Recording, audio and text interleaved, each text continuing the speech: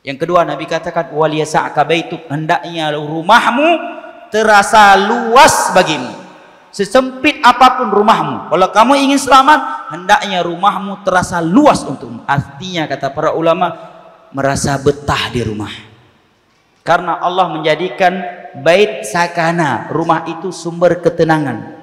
Makanya kata para ulama, bagaimana mungkin hari ini manusia bisa tenang hidupnya, sedangkan mereka meninggalkan sumber ketenangan dan ketentraman. Apa itu? Rumah dan tidur di malam hari.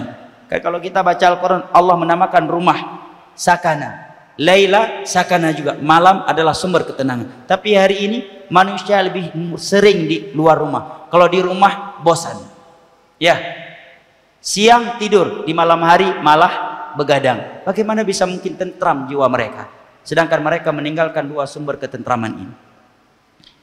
Hendaknya merasa betah di rumah. Ya akhi, Nabi kita Rasul, panglima perang, menteri keuangannya kaum muslimin, orang nomor 1. Sangat banyak tugas beliau di luar rumahnya, tapi bisa betah di rumahnya. Ente jangankan Nabi, jangankan panglima, jangankan gubernur, ketua RW aja bukan, tapi nggak ada waktu dengan keluarga di rumah untuk bercengkrama dan bersenda gurau dengan mereka. Dalam riwayat Al-Imam Al-Bukhari dan Muslim, ibunda kita Aisyah radhiyallahu anha mengatakan, kana Rasulullah sallallahu alaihi wasallam yattaqi'u fi hijri wa ana haidun fayaqra'ul Qur'an.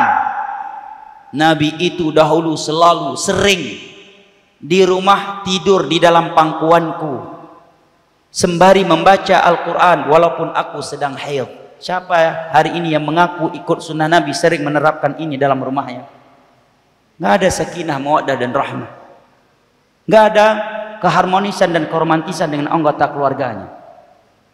Di luar masya Allah humanis, tapi ketika masuk ke dalam rumah seperti seorang komandan yang masuk ke dalam batalion.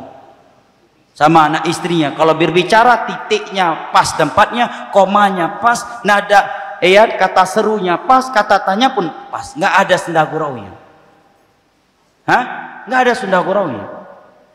Ini ibunda kita, Nabi loh, Rasul, panglima perang yang mengurus keuangan kaum muslimin, imam sholat 5 waktu, yang kalau beliau sholat subuh, beliau membaca paling pendek 60 ayat Al-Quran. Dan itu nggak mudah. Kita kalau dapat tugas jadi imam sholat 5 waktu, bisa naik asam lambung kita untuk persiapkan sebelum sholat. Udah persiapkan nih sebelum subuh udah capek-capek siapkan Al-Baqarah, ini besok subuh Al-Baqarah dia dibaca. Begitu sholat yang dibaca Al-Qari'ah, nggak jadi Al-Baqarah. Kenapa? Lupa. Artinya apa? Nggak mudah jadi imam sholat, nggak mudah menghafal Al-Quran itu.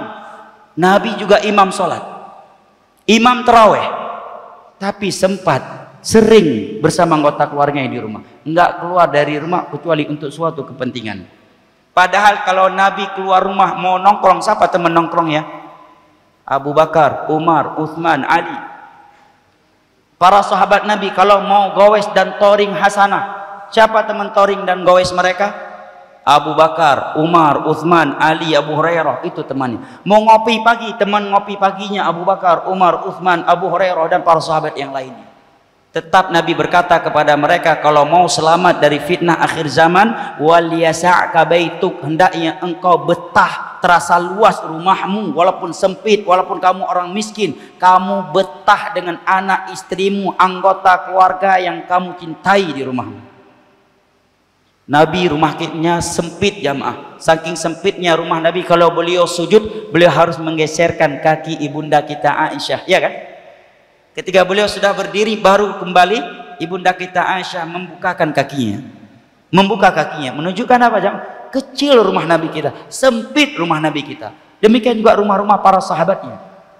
Tapi Nabi berkata kepada mereka, wal yasa'ka baituk, hendaknya rumahmu terasa luas bagimu. Bahaya jamaah, orang kalau nggak betah di rumah, bahaya.